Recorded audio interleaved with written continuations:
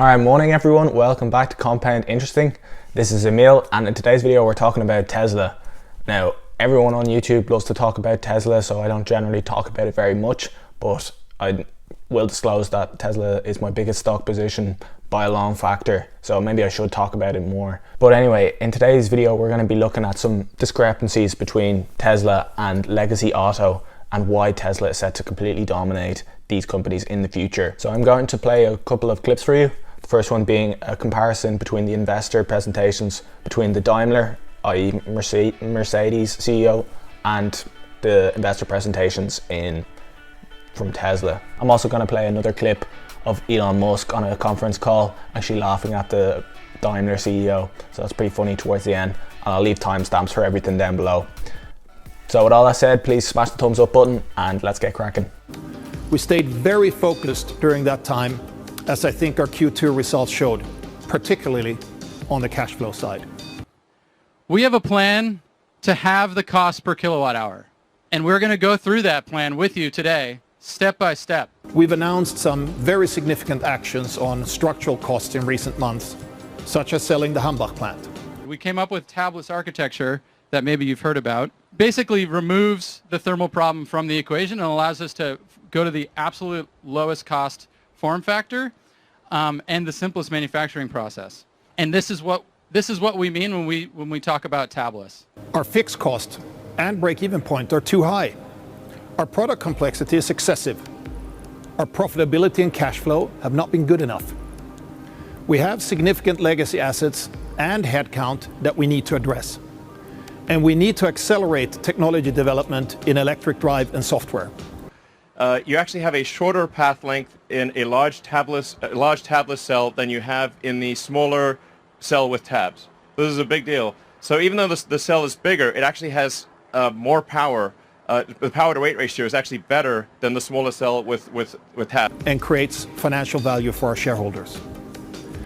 Currently making the entire rear section of the car as a single piece, high pressure die cast aluminum. And in order to do this, we actually had to develop our own alloy because we wanted a high strength casting alloy that did not require coatings or heat treatment. So you're basically making the front and rear of the car as a single piece, then the interfaces to what we call the structural battery. We will now drive the markets by contribution margin rather than unit sales. But let's be clear, volume matters in that industry. We are not giving up on ambition to grow. It is worth another 7% dollar per kilowatt hour reduction at the battery pack level, bringing our total reductions now to 56% dollars per kilowatt hour. Yeah. Range increase, we're unlocking up to 54% increase in range for our vehicles. Okay, I think that clip made a stark contrast between the differences between Tesla and Daimler, the Daimler CEO, what they're focused on and what Tesla is focused on. So clearly with Daimler, all they're focused on is short-term profits and trying to reward their shareholders, whereas Tesla are trying to create extraordinary products, trying to innovate at crazy speeds and come up with the most amazing products ever to delight their customers. And the Daimler CEO, all he cares about, because he realizes their business model is going out of business. How can he keep rewarding his shareholders and likewise reward himself, because he'd obviously be an enormous shareholder. So they're just trying to squeeze the very last few drops of profits out of these companies for the next 10 or so years. But if I were an investor, I would not be a long-term investor in any traditional automaker, except maybe Volkswagen, who own Volkswagen, Audi and Porsche, because they're actually looking at EV properly, unlike the rest of them. So why is Tesla hell-bent on their mission to accelerate the world's transition to sustainable energy? Why is it that they don't care about profits? In the next clip I'll show you, you will hear Elon Musk saying, I don't care, don't buy my stock, I don't care about profits, blah, blah, blah, blah, blah. All he cares about is innovating and making amazing products. So why is that? Well, Tesla is the only large automaker in the world right now who has a CEO and founder. So generally people who become CEOs in companies these days are coming from a finance background. So you definitely saw that from the CEO of Daimler. They're very good at balance sheets. They're very good at being corporate and boring and working hard and trying to crunch numbers to make things look better on a balance sheet or on an income statement. However, they don't really have the CEO vision. Like, that guy did not have a vision, was not a visionary CEO at all. Now, coming from a finance background into a CEO can definitely be useful and helpful, and you're probably a good CEO, but you're not good. You're not going to change the company. You're not going to be able to completely veer off and make incredible products like, for example, Elon Musk. Elon Musk knows everything about everything that goes on in Tesla. If you stop him and ask him about whatever this X, Y, and Z part in the engineering, he'll be able to tell you as good as pretty much anyone in the entire company. If you ask the Daimler CEO about how the car actually runs, he probably barely even knows. So a lot of the time in large companies, more established companies, obviously the founder and CEO is probably dead. In like a lot of these auto car companies, a lot of the founders are dead. So the people who come up, the new CEOs, the right-hand man in one of those companies is often the CFO, so the chief financial officer.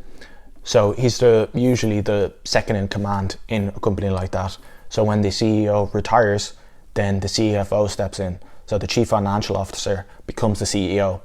And I read a book by Simon Sinek, I think it was The Infinity Game. And he says you need a duality. You can't just have CFOs running a company, people who are in the finance industry running a company, because you need a visionary. You need someone who has the vision to lead a company and create the brand, create wonder and excitement for the customers. Not just play around with a balance sheet and have these little tricks that will eventually run out and you can't eke out any more profits over the long term. So what Daimler, it looks like to me, what Daimler are doing for the last number of years is just trying to do any sort of tricks to make their profits look better, even though their profits are probably diminishing and diminishing every year. So I'd be very, very worried if I was an investor in a traditional OEM right now, because I like to invest in the very long term. And if I were an investor in one of these companies, I would only be an investor for a very short-term play.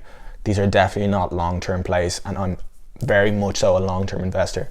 My minimum investment horizon is anywhere from 5 to 10 to 20 years. So there'd be no way I'd want to invest in any of those traditional OEMs because they're very, very short-term focused right now. All right, so now I'm going to play a clip from a conference call a few years ago. So this is before Tesla's big 10x run up this year. So this is when things were kind of on shaky ground for Tesla. A lot of people were shorting them, saying they were going to fail. So just listen to the way Elon Musk talks. And sorry about the audio quality isn't perfect because it was on a telephone. So I think you can make out most of the words, but sometimes it's a little bit tricky to hear. And so where specifically will you be in terms of you're capital next. requirement? Next.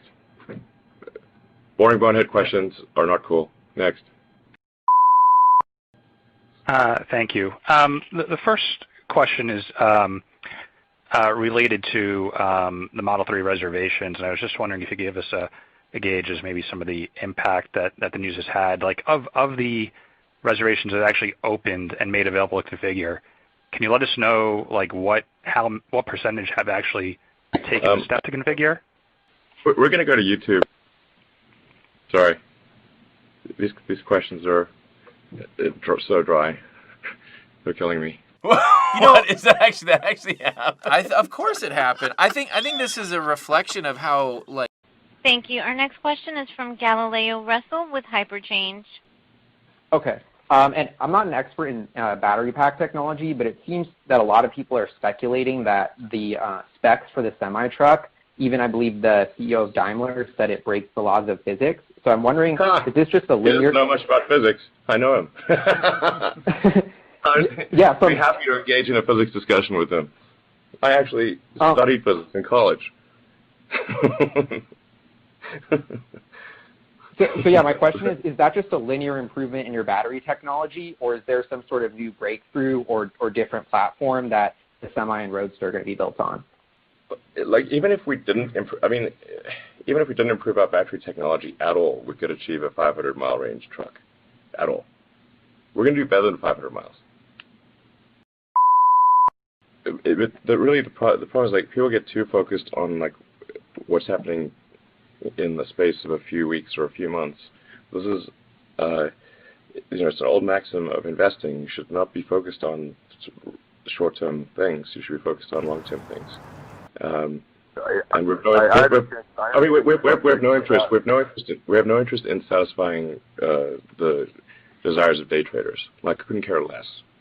Please sell our stock and don't buy it. I completely understand your frustrations, and I'm frustrated too on how myopic we are right now. They also say that great years are made out of quarters, and great decades are made out of years. So everyone's short-term focused in some ways, and volatility has a way of shaking people out, even that are strong and want to be there. And so, okay. Anything you can do to help in the near term on that, I think is helpful for the stock. That's it. I think that if people are concerned about volatility, they should definitely not buy our stock. I am not here to convince you to buy our stock. Do not buy it if volatility is scary. There you go. We got this laughable lawsuit recently from some company ironically called Nikola. It's like Nikola is suing Tesla. That's hilarious. Fate loves irony. But they're suing us because the way the trucks look, which is absurd. Nobody's buying a semi-truck because of the way it looks, or because it's got a wraparound windshield or whatever. Please. First of all, I think moats are lame. They're nice in sort of quaint, vestigial way. But if your only defense against invading armies is a moat, you will not last long. What matters is the pace of innovation. That is the fundamental determinant of competitiveness. And for any given company, if the rate of innovation, let's say competitors, maybe they come out with something new every 6 years. We're maybe every 2 to 3 years.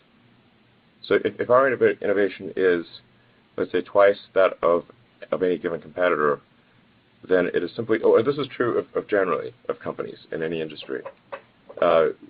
Whichever company has the highest rate of innovation, unless that company is actively killed by its competitors in some way that's nefarious, or shoots itself in the foot, it will at some point exceed those competitors. This was obvious that this would occur with Amazon and Walmart, because Walmart's rate of innovation was negligible, and Amazon's was very high. The outcome was obvious a long time ago. So that was a clip from 2018, one of their conference calls, when Tesla was at $50 split adjusted, and now it's at $440 or thereabouts. And I love when Musk laughed at the Daimler CEO for saying it's not physically possible what Tesla are doing. And Elon Musk is like, oh, he doesn't know anything about physics, and goes to say, I have a degree in physics. I know what's going on here. This guy has no idea what he's talking about. And this is so true. Elon Musk will go up to anyone and everyone in the company, stop them, ask them everything they know about what they're doing right now, or what job they're completing for the Tesla, or whatever section of the company that they're working in, because he wants to get a full understanding of every little thing that's going on in the company, and he'll stop and absorb the information from everyone in the business. So that's why he knows so much about. If you ask him any engineering question, he'll be able to answer it. This is because he's worked 100 hours a week since 2010. He's a crazy hard worker, and he's obviously an extremely intelligent man. He's a complete visionary, and he's basically building probably a once-in-a-lifetime company.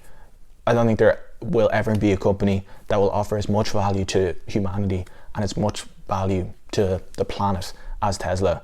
I think this company will be looked back on in history as one of the best companies to ever be created on planet Earth. From that clip, I also found it quite interesting that Elon says a moat isn't that important. What's more important is the rate of innovation. So I've not really thought like that before, but it kind of makes sense.